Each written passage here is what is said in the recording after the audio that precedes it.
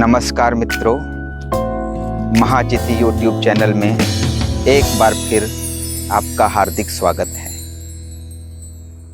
वसंत ऋतु अपने यौवन से आगे बढ़कर ग्रीष्म में पर्यवसित हो रहा है और धीरे धीरे वातावरण की तपिश भी बढ़ती जा रही है। देश की राजनीति का पारा भी धीरे धीरे गरमा रहा है। जी, आपने ठीक समझा, लोकसभा चुनाव 2024 की मैं बात कर रहा हूं, जिसका पहला चरण अगली 19 तारीख को यानी 19 अप्रैल को पड़ रहा है। यदि हम हिंदी कविता के कवि सुदामा प्रसाद पांडे धूमिल के शब्दों में कहना चाहें तो चुनाव और कुछ नहीं, बुरे और बुरे के बीच कम बुरे को चुनने की प्रणाली है। और बात बिल्कुल सही है। विगत 1-2 दशकों से मेरा मानना इस तरह का हो रहा है कि समस्या चाहे सामाजिक हो, सांस्कृतिक हो, धार्मिक हो, साहित्यिक, कला, सांस्कृतिक या जीवन के किसी आयाम की हो, अथवा कहें कि ऐतिहासिक हो, फिर भी उसका पुख्ता समाधान राजनैतिक ही होता है। इसलिए हमें राजनीति को हल्के में नहीं लेना चाहिए, राजनीति को हेय नहीं मानना चाहिए, राजनीति को उपेक्षा की निगाहों से नहीं देखना चाहिए। लेकिन राजनीति का अर्थ हम लोग अक्सर सीमित लेते हैं। यह जो लोकसभा चुनाव का संदर्भ है, इसमें राजनीति का वो पक्ष आता है जिसे हम संसदीय राजनीति कहते हैं।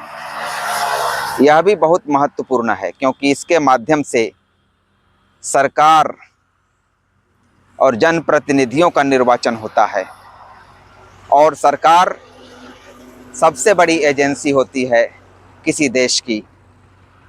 सरकार की एक जन प्रचलित परिभाषा इस तरह से दी जाती है, जो सब कुछ करे, सर्वकारः। और कुछ लोग उसके अंग्रेजी पर्याय गवर्नमेंट को इस तरह से लोक में ढाल लेते हैं कि जो मिनट मिनट पर गौर करे वो है गवर्नमेंट। तो ऐसी महत्वपूर्ण एजेंसी के निर्वाचन का हेतु है लोकसभा चुनाव। तो इसे भी हमें हल्के में नहीं लेना चाहिए। कहा भी गया है, शस्त्रेण रक्षिते देशे शास्त्र चिंता प्रवर्तते। शस्त्र द्वारा सुरक्षित देश में शास्त्र की चिंता संभव है। यानी यदि सही ढंग से राजनीति चले तभी बाकी चीज़ें संसाधित हो सकती हैं। जैसा कि हमने कुछ देर पहले कहा कि राजनीति इतनी संकीर्ण चीज़ का नाम नहीं है। केवल संसदीय राजनीति या चुनाव वाली राजनीति या पार्टी पॉलिटिक्स वाली राजनीति को ही राजनीति नहीं कहेंगे। हमें राजनैतिक चेतना से लैस होना चाहिए, हमें बराबर लैस होना चाहिए राजनीतिक चेतना से। अगर हम ऐसा कहते हैं तो इसका आशय होता है कि हम अपनी अधिकार चेतना के साथ रहें और उस अधिकार चेतना को लेके एक संगठन भाव से, एक संघर्ष भाव से सदा संयुक्त रहें, अपने हक को पहचानें और उसके साथ अपने कर्तव्यों को पहचानें और हक की प्राप्ति के लिए संघर्ष करने के लिए हम रणनीतियां बनाते रहें। यह है राजनैतिक चेतना। और इस चेतना से जीवन के किसी क्षेत्र में आप विरहित नहीं होते, हम विरहित नहीं होते। उसी राजनीति का एक महत्वपूर्ण हिस्सा है यह संसदीय चुनाव, संसदीय राजनीति का एक जो महत्वपूर्ण प्रक्रम है। तो कई विशेषज्ञ या अध्येता जैसा कि इस बार कह रहे हैं कि यह चुनाव केवल सरकार चुनने का चुनाव नहीं है। इसे आप इस तरह से लें कि हम इतिहास के ऐसे दोराहे पर आज खड़े हैं जहां हमें यह चुनना है कि यह लोकतंत्र इस देश में इसका भविष्य क्या है, यह बचेगा या क्षरित होते होते एक दिन खत्म हो जाएगा। हमें इससे चुनना है। हमें भारत के विचार को चुनना है, उसकी रक्षा करनी है, क्योंकि भारत के विचार और लोकतंत्र दोनों पर बहुत समय से कुछ दृश्य अदृश्य खतरे मंडरा रहे हैं। इसे आप भी महसूस कर रहे होंगे और विशेषज्ञ तो इस पर बड़ी बड़ी थीसिसें तैयार करके हमारे सामने लाते रहे हैं। तो इतने महत्वपूर्ण चुनाव 2024 लोकसभा चुनाव को बिल्कुल गंभीरता से लेते हुए हमें बढ़ चढ़ कर मतदान करना है। तमाम जागरूकता प्रयासों के बावजूद अभी तक हमारा मत प्रतिशत पूरे भारत का औसत विगत लोकसभा चुनाव में लगभग 67.5% से अधिक नहीं हो सका है। और उसमें भी हमारे इस प्रांत बिहार की स्थिति बहुत दयनीय है।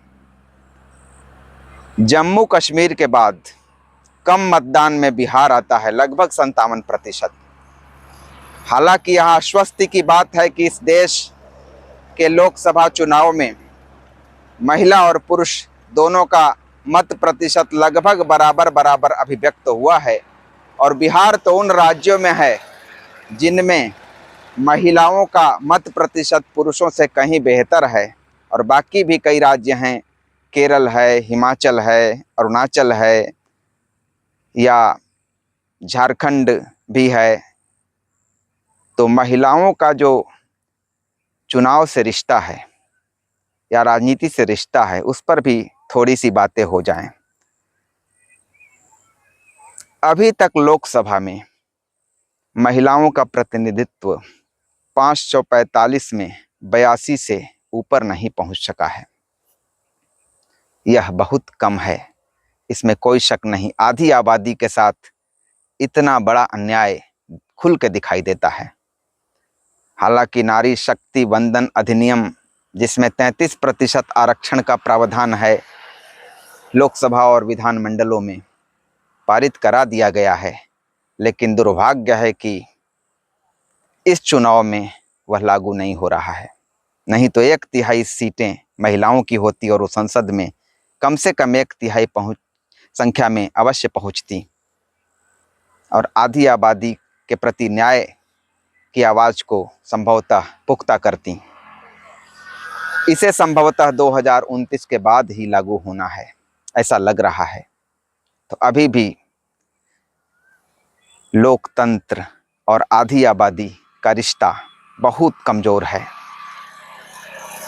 अगर हम इस पर विचार करें कि एक महिला के अंदर राजनीतिक चेतना की क्या स्थिति है, तो बहुत हद तक हमें निराश होना पड़ता है। यद्यपि यह भी कहा जाता है कि इस देश में कई राज्यों में महिला साइलेंट वोटर की भूमिका में रहती है और सरकार चुनने में काफ़ी कुछ योगदान करती है। भले कहीं प्रत्यक्ष वह मुखरता न दिखलाए, लेकिन जो शहरी मध्य वर्ग और कामकाजी स्त्रियों की स्थिति हम देखते हैं, जिनसे जागरूकता की सबसे अधिक उम्मीद की जाती है, मुखरता की सबसे अधिक उम्मीद की जाती है, तो हमें निराश होना पड़ता है। ऐसा लगता है कि वे अपना कार्यस्थल छोड़कर रास्ते में आते समय अथवा आकर घर में घरेलू कामों में लगने की स्थिति में कभी भी राजनीति को लेकर कोई मुखरता नहीं दिखलाती। प्रायः हो सकता है कि वे चुपचाप मतदान कर देती हों किसी व्यक्ति को या किसी पार्टी को, लेकिन केवल राजनीतिक चेतना इसे नहीं कहते। राजनीतिक चेतना का मतलब है कि देश, प्रदेश या शहर या जहां वो रहती हैं वह किस दिशा में जा रहा है, उसे लेकर एक नागरिक की दृष्टि से वे सोचें, उसके भविष्य को लेकर वे चिंतित रहें। शहर में क्या चल रहा है, गांव में क्या चल रहा है, उसकी गतिविधियों का राजनीतिक तापमान क्या है। तो इस स्थिति में हमें कहना पड़ता है कि महिलाएं बहुत अदृश्य राजनीतिक चेतना के साथ दिखाई देती हैं, और यह सारी महिलाओं पर लागू होता है ये भी दावे के साथ नहीं कहा जा सकता, लेकिन शहरी मध्य वर्ग और कामकाजी महिलाओं पर यह निश्चित रूप से लागू होता दिखता है, जो निराशाजनक है। लोकसभा चुनाव में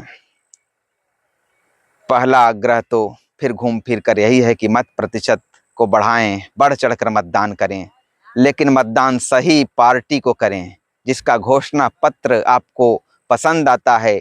देश की समृद्ध संस्कृति, देश के विकास, देश के महत्वपूर्ण मुद्दों, बेरोजगारी, गरीबी, नागरिक असुरक्षा और विशेषकर इधर जो बढ़ चली है महिला असुरक्षा, सीमाओं की सुरक्षा, शिक्षा की समस्या, महंगाई या समाज का अपराधीकरण या राजनीति का अपराधीकरण, न्याय की समस्या, स्वास्थ्य की समस्या, रोजमर्रा के जनजीवन में जो पानी, बिजली, सड़क आदि का पक्ष है, वह सब, किसानों के लिए उचित हक, मजदूरों के लिए उचित हक, विद्यार्थियों के लिए उचित हक, और एक आम नागरिक को जो चाहिए वो सारे हक, यानी सारे इहलौकिक मुद्दे, इन सब को लेकर किस पार्टी का घोषणा पत्र या कार्यक्रम या निष्ठा आपको बेहतर दिखाई देती है, जिसकी बेहतर दिखाई दे ये सब चीज़ें, उसे आप बेशक चुन सकते हैं। लेकिन यहाँ कभी कभी एक धर्म संकट आता है कि पार्टी तो आपको पसंद है, लेकिन आपके खास क्षेत्र में जो उम्मीदवार उस पार्टी ने दिया है वह अच्छा नहीं है। अच्छा होने का मतलब यह है कि सामान्य रूप से गड़बड़ है यही नहीं, कई बार तो बहुत अपराधी पृष्ठभूमि के उम्मीदवार खड़े कर दिए जाते हैं। जैसे उनका सामान्य आर्थिक अपराधों में नहीं, बल्कि हत्या, बलात्कार या किसानों, मजदूरों को कुचलने तक में उनकी भूमिका दिखाई देती है। तो क्या आप उन्हें चुनेंगे केवल पार्टी पसंद है इसलिए? मुझे लगता है कि उस विकल्प को चुनने के पहले आप एक और विकल्प पर विचार करें। वो विकल्प जो विगत कुछ समय से इस देश में मौजूद हो चुका है, वो विकल्प है नोटा का, यानी हमें कोई उम्मीदवार पसंद नहीं है, उसे आप चुनें इस स्थिति में। जैसा कि मैं समझता हूँ वैसे आप सोचने के लिए स्वतंत्र हैं। मैं एक बार फिर लौटता हूँ धूमिल की ओर। आपको चुनाव में भाग लेना है, चुनना है, पार्टी को चुनना है या व्यक्ति को चुनना है, तो बुरे और बुरे के बीच कम बुरे को चुनना है, ये सोचें आप। क्योंकि 100% या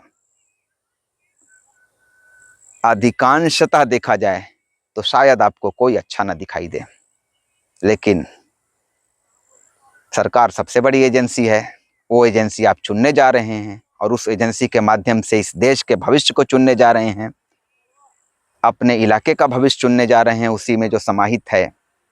आप लोकतंत्र को बचाने के लिए एक पग आगे चलकर मतदान केंद्र पर जा रहे हैं, भारत के विचार को बचाने के लिए एक पग बढ़ाकर मतदान केंद्र की ओर जा रहे हैं। तो बहुत गंभीरता से सोच समझकर मतदान करें, उत्साह के साथ करें, मुद्दों पर करें, किसी कल्पित या भावनात्मक मुद्दे पर न करें।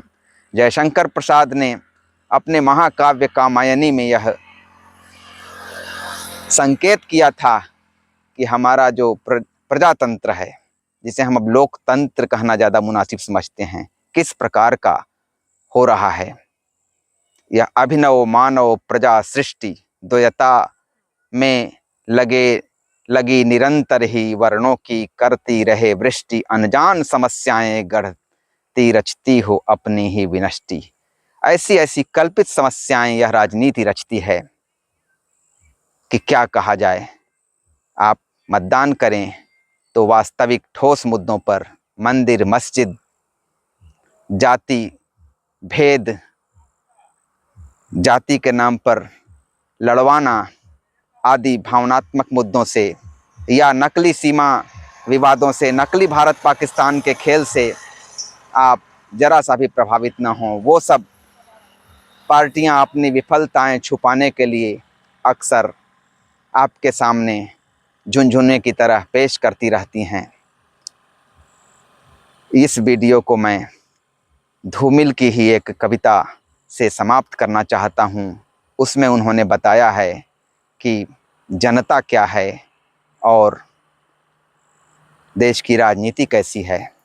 यह वीडियो, ये जो पंक्तियां हैं वे पटकथा नामक एक प्रसिद्ध लंबी कविता जो कि लगभग 50 वर्ष पहले लिखी गई थी से उद्धृत हैं। उसी का अंश है। जनता क्या है? एक शब्द, सिर्फ एक शब्द है। कुहरा, कीचड़ और कांच से बना हुआ एक भेड़ है जो दूसरों की ठंड के लिए अपनी पीठ पर ऊन की फसल ढो रही है। एक पेड़ है जो ढलान पर हर आती जाती हवा की जुबान में हाँ हाँ करता है, क्योंकि अपनी हरियाली से डरता है। गाँव में गंदे पनालों से लेकर शहर के शिवालों तक फैली हुई कथकली की अमूर्त मुद्रा है यह जनता। जनतंत्र में उसकी श्रद्धा अटूट है। उसको समझा दिया गया है कि यहाँ ऐसा जनतंत्र है जिसमें जिंदा रहने के लिए घोड़े और घास को एक जैसी छूट है। कैसी विडंबना है, कैसा झूठ है। दरअसल अपने यहाँ जनता एक ऐसा तमाशा है। दरअसल अपने यहाँ जनतंत्र एक ऐसा तमाशा है जिसकी जान मदारी की भाषा है। इसके बाद सरकार पर उनका कहना है, उन्होंने किसी चीज को सही जगह नहीं रहने दिया। न संज्ञा, न विशेषण, न सर्वनाम। एक समूचा और सही वाक्य टूट कर बिखर गया है। उनका व्याकरण इस देश की शिराओं में छिपे हुए कारकों का हत्यारा है। उनकी सख्त पकड़ के नीचे भूख से मरा हुआ आदमी इस मौसम का सबसे दिलचस्प विज्ञापन है और गाय सबसे सटीक नारा है। वे खेतों में भूख और शहरों में अफवाहों के पुलिंदे फेंकते हैं। देश और धर्म और नैतिकता की दुहाई देकर कुछ लोगों की सुविधा दूसरों की हाय पर सेकते हैं। वे जिसकी पीठ ठोकते हैं उसकी रीढ़ की हड्डी गायब हो जाती है। वे मुस्कराते हैं और दूसरे की आंख में झपटती हुई प्रतिहिंसा करवट बदल कर सो जाती है। हाँ, यह सही है कि इन दिनों मंत्री जब प्रजा के सामने आता है तो पहले से ज्यादा मुस्कुराता है, नए नए वादे करता है और यह सिर्फ घास के सामने होने की मजबूरी है। इसके बाद वे सरकारी तंत्र के चाटुकारों के लिए कहते हैं कि वे सब के सब तिजोरियों के दुभाषिए हैं। वे वकील हैं, वैज्ञानिक हैं, अध्यापक हैं, नेता हैं, दार्शनिक हैं, लेखक हैं, कवि हैं, कलाकार हैं, यानी कानून की भाषा बोलता हुआ अपराधियों का एक संयुक्त परिवार है। पटकथा शीर्षक लंबी कविता से मैंने कुछ पंक्तियां आपके सामने पेश की। कहना नहीं होगा कि 50 सालों से अधिक गुजर जाने के बावजूद यह कविता उतनी ही प्रासंगिक है, बल्कि कई मामलों में देखा जाए तो अधिक प्रासंगिक हैं। तो धूमिल की इन पंक्तियों को ध्यान में रखते हुए आप मतदान करें, इस आग्रह के साथ यह वीडियो मैं पूरा करना चाहता हूँ। उम्मीद है कि जल्द ही एक नए विषय पर एक नया वीडियो लेकर मैं आपके समक्ष उपस्थित होऊंगा। तब तक के लिए नमस्कार।